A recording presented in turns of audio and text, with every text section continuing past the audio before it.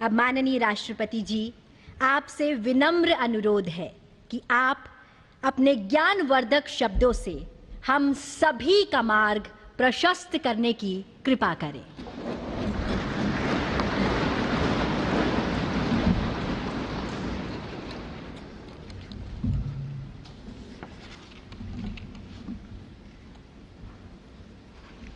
उपराष्ट्रपति श्री सीपी राधाकृष्णन जी, प्रधानमंत्री श्री नरेंद्र मोदी जी, लोकसभा अध्यक्ष श्री ओम बिरला जी, राज्यसभा के उपसभापति श्री हरिवंश जी, राज्यसभा में सदन के नेता श्री जेपी नड्डा जी, राज्यसभा में विपक्ष के नेता श्री मल्लिकार्जुन खड़गे जी, संसदीय कार्य मंत्री श्री किरेन रिजिजू जी, लोकसभा में विपक्ष के नेता श्री राहुल गांधी जी, सभी सांसदगण और प्यारे देशवासियों, संविधान दिवस के ऐतिहासिक अवसर पर आप सबके बीच आकर मुझे हार्दिक प्रसन्नता हो रही है। आज ही के दिन 26 नवंबर 1949 को संविधान सदन के इसी के केंद्रीय कक्ष में संविधान सभा के सदस्यों ने भारत के संविधान के निर्माण का कार्य संपन्न किया था। आज ही के दिन उस वर्ष हम भारत के लोगों ने अपने संविधान को अपनाया था। स्वाधीनता के बाद संविधान सभा ने भारत की अंतरिम संसद के रूप में भी कर्तव्य निर्वहन किया। प्रारूप समिति के अध्यक्ष बाबा साहेब डॉक्टर भीमराव अंबेडकर हमारे संविधान के प्रमुख निर्माताओं में से थे। बाबा साहेब की 125वीं जयंती के वर्ष में यानी सन 2015 में 24 नवंबर को प्रतिवर्ष संविधान दिवस के रूप में मनाने का निर्णय लिया गया और निर्णय अत्यंत सार्थक सिद्ध हुआ है। आज के दिन पूरा देश भारतीय लोकतंत्र के आधार हमारे संविधान के प्रति तथा उसके निर्माताओं के प्रति आदर व्यक्त करता है। हम भारत के लोग अपने संविधान के प्रति व्यक्तिगत और सामूहिक स्तर पर आस्था व्यक्त करते हैं। अनेक योजनाओं के माध्यम से देशवासियों को, विशेषकर युवा वर्गों को संवैधानिक आदर्शों से अवगत कराया जाता है। संविधान दिवस से मनाने की परंपरा का शुभारंभ करने और उसे निरंतरता प्रदान करने की जितना भी प्रशंसा की जाए और कम। माननीय सदस्य संसदगण संसदीय प्रणाली को अपनाने के पक्ष में संविधान सभा में जो ठोस तर्क दिए गए थे वो आज भी प्रासंगिक है। विश्व के विशालतम लोकतंत्रों में जन आकांक्षाओं को अभिव्यक्त करने वाली भारतीय संसद विश्व के अनेक लोकतंत्र के लिए आज एक उदाहरण के रूप में प्रतिष्ठित है। हमारे संविधान निर्माता चाहते थे कि संविधान के माध्यम से हमारा सामूहिक और व्यक्तिगत स्वाभिमान सुनिश्चित रहे। मुझे ये कहते हुए बहुत प्रसन्नता होती है कि बीते दशक में हमारे संसद ने जन आकांक्षाओं को अभिव्यक्त करने के अत्यंत प्रभावी उदाहरण प्रस्तुत किया है। संविधान निर्माताओं की अपेक्षाओं पर खरा उतरने के लिए मैं आप सभी सांसदों को बहुत बहुत बधाई देती हूँ। साथ ही कृतज्ञ राष्ट्र की ओर से मैं संविधान सभा के परम सम्मानीय सदस्यों की स्मृति में सादर नमन करती हूँ। हमारे संविधान की अंतरात्मा जिन आदर्शों में अभिव्यक्त होती है वो आदर्श है सामाजिक, आर्थिक एवं राजनैतिक न्याय, स्वतंत्रता, समता और बंधुता। मुझे ये देखकर हर्ष होता है कि इन सभी आयामों पर संसद सदस्यों ने संविधान निर्माताओं की परिकल्पनाओं को यथार्थ स्वरूप प्रदान किया है। हमारी संसदीय प्रणाली की सफलता के ठोस प्रमाण के रूप में आज भारत विश्व की तीसरी सबसे बड़ी अर्थव्यवस्था बनने की ओर तेज गति से अग्रसर है। भारत में लगभग 25 करोड़ लोगों के गरीबी की सीमा रेखा से बाहर आने से आर्थिक न्याय के पैमाने पर विश्व की सबसे बड़ी सफलता अर्जित की। हमारे संविधान में सामाजिक न्याय को प्रमुखता दी गई है। सामाजिक न्याय के आदर्शों के अनुरूप समावेशी विकास के प्रयास किए जा रहे हैं। ऐसे अनेक प्रयासों में इकोनॉमिकली वीकर सेक्शंस के लिए शिक्षण संस्थाओं और रोजगार में आरक्षण का प्रावधान करना, दिव्यांगजनों की परिभाषा को विस्तार देते हुए उनके हित में विशेष अधिनियम लागू करना और उसे कार्यरूप देना तथा राष्ट्रीय पिछड़ा वर्ग आयोग को संवैधानिक दर्जा प्रदान करना शामिल है। 3 तलाक से जुड़े सामाजिक कुरीति पर अंकुश लगाकर संसद ने हमारी बहनों बेटियों के सशक्तिकरण और सामाजिक न्याय की दिशा में ऐतिहासिक कदम उठाए हैं। देश के आर्थिक एकीकरण के लिए स्वाधीनता के बाद का सबसे बड़ा टैक्स सुधार गुड्स एंड सर्विसेज टैक्स के रूप में किया गया है। आर्टिकल 370 के प्रावधानों को निरस्त करके देश के समग्र राजनैतिक एकीकरण के मार्ग में बाधक बने हुए अवरोध को दूर किया गया। नारी शक्ति बंधन अधिनियम द्वारा वुमेन लीड डेवलपमेंट के एक नए युग आरंभ होगा।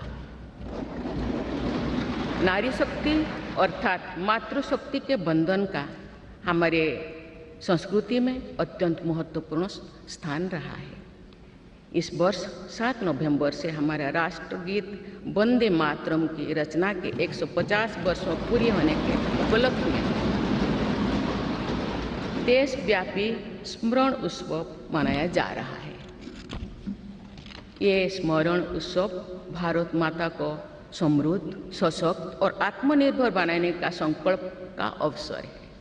मुझे विश्वास है कि इस राष्ट्रीय संकल्प की सिद्धि के लिए आप सभी सदस्यगण देशवासियों को दिशा और प्रेरणा प्रदान करेंगे। हमारा संविधान हमारी राष्ट्रीय अस्मिता का ग्रंथ है। ये हमारी राष्ट्रीय पहचान का ग्रंथ है। ये कॉलोनियल माइंडसेट का परित्याग करके नेशनलिस्ट माइंडसेट के साथ देश को आगे बढ़ाने की मार्गदर्शक ग्रंथ है। इसी भावना के अनुरूप सामाजिक और तकनीकी बदलाव को ध्यान में रखते हुए क्रिमिनल जस्टिस सिस्टम से जुड़े महत्वपूर्ण अधिनियम लागू किए गए।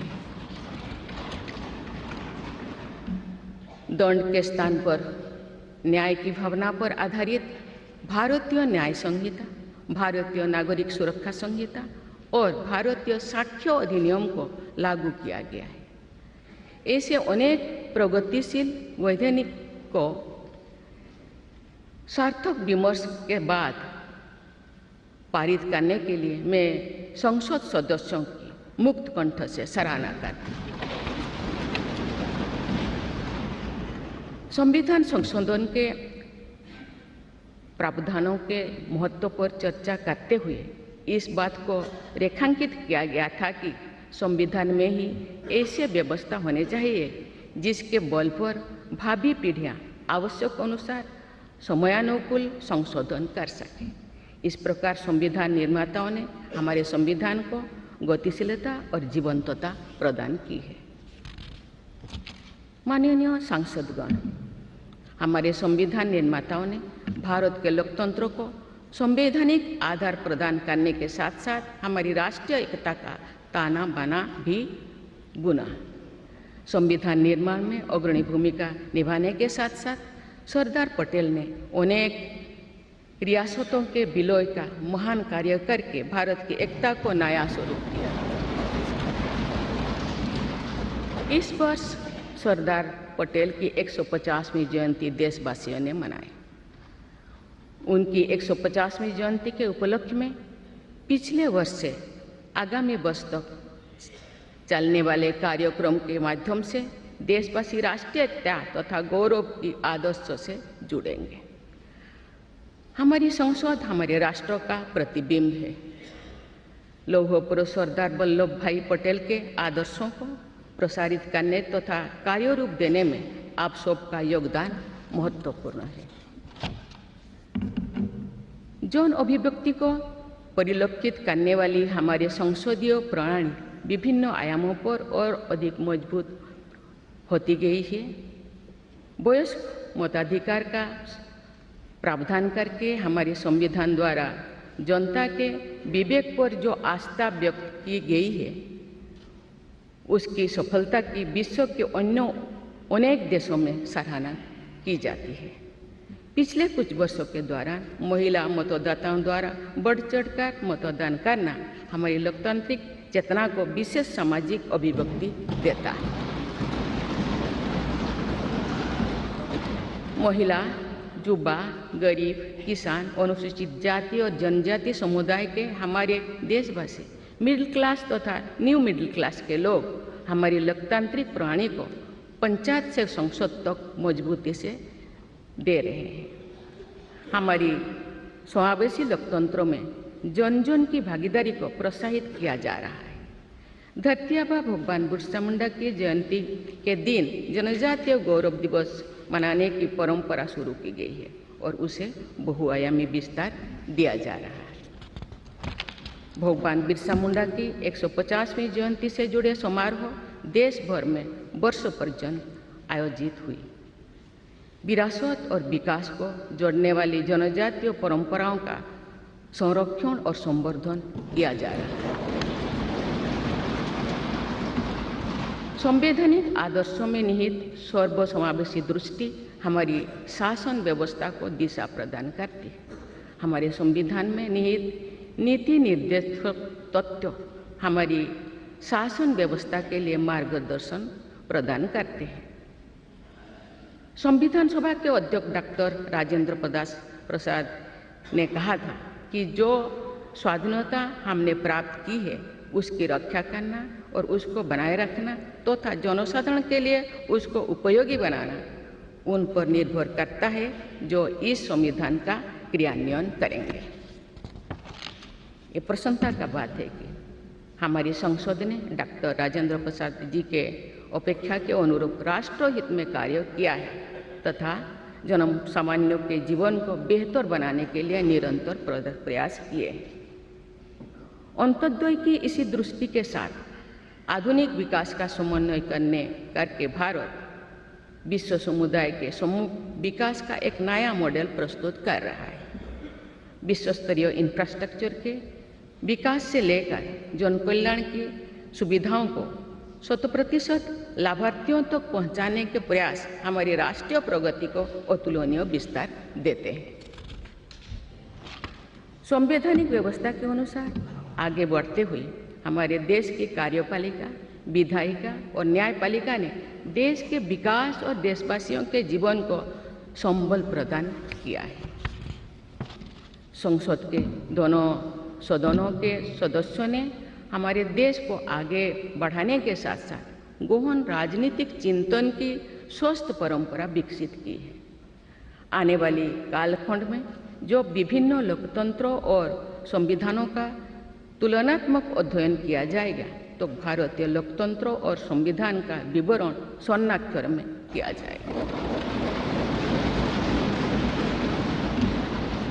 आप सभी सदस्यगण हमारे संविधान और लोकतंत्र की इस गौरवशाली परंपरा के संवाहक भी है, निर्माता भी है और साक्षी भी है। मुझे विश्वास है कि हमारी संसद के दिशा निर्देश में भारत को विकसित राष्ट्र बनाने के संकल्प को अवश्य सिद्ध किया जाएगा। इसी दृढ़ विश्वास के साथ मैं सभी माननीय सदस्यों को संविधान दिवस की पुनः बधाई देती हूँ और सभी देशवासियों की स्वर्णिम भविष्य की कामना करती हूँ। धन्यवाद। जय हिंद, जय भारत।